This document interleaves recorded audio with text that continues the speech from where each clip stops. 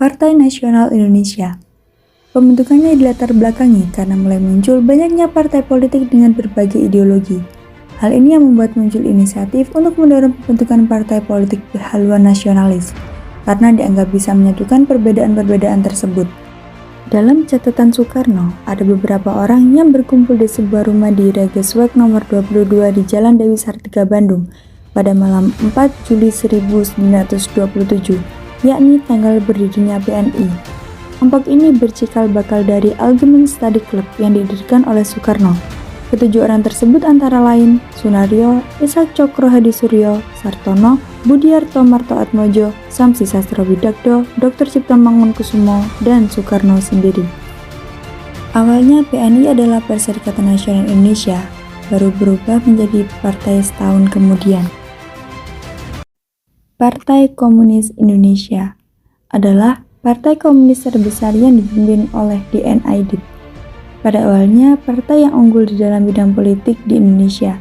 Akan tetapi, partai ini memiliki paham yang bertentangan dengan ideologi bangsa kita, yakni ideologi Pancasila. Karena hal yang melatar belakanginya, terjadilah peristiwa G30 SPKI. Pemberontakan di Madiun adalah puncak pertentangan ideologi dan politik antara beberapa partai politik di Indonesia. Akar masalahnya yaitu perjanjian Renville yang ditandatangani oleh perwakilan Perdana Menteri Indonesia, yaitu Amir Syarifuddin, yang ternyata isi perjanjian Renville merugikan bagi Indonesia. Kemudian muncullah partai oposisi pemerintah yang beranggotakan Partai Buruh, PKI, dan Sentral Organisasi Buruh seluruh Indonesia. Selanjutnya mereka mulai melakukan aksi demonstrasi. Saat suasana politik Indonesia sedang memanas, datanglah Musso yang hampir 23 tahun berada di Rusia. Di Indonesia dengan cepat Musso menarik simpati kaum komunis dan membawa ajaran baru untuk PKI, yakni menggabungkan beberapa partai menjadi satu partai, yakni PKI. Rencananya partai ini akan memimpin revolusi melalui Front Nasional sebagai bentuk anti-imperialis.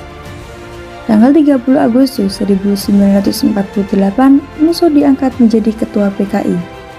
Kemudian muncullah adu domba antar militer, sehingga muncul ketegangan, saling culik, saling bunuh, dan saling tuduh, bahkan kontak senjata. Pemberontakan di Madiun dimulai pada jam 3 pagi sampai jam 7 pagi. Kemudian mereka memproklamasikan berdirinya Republik Soviet Indonesia. Pemberontakan PKI di Madiun bukan terjadi karena peluang atau kebetulan, melainkan pemberontakan ini sudah direncanakan. Seperti demo besar-besaran, pemogokan buruh, dan perseteruan militer itu adalah rangkaian rencana yang telah disusun oleh PKI.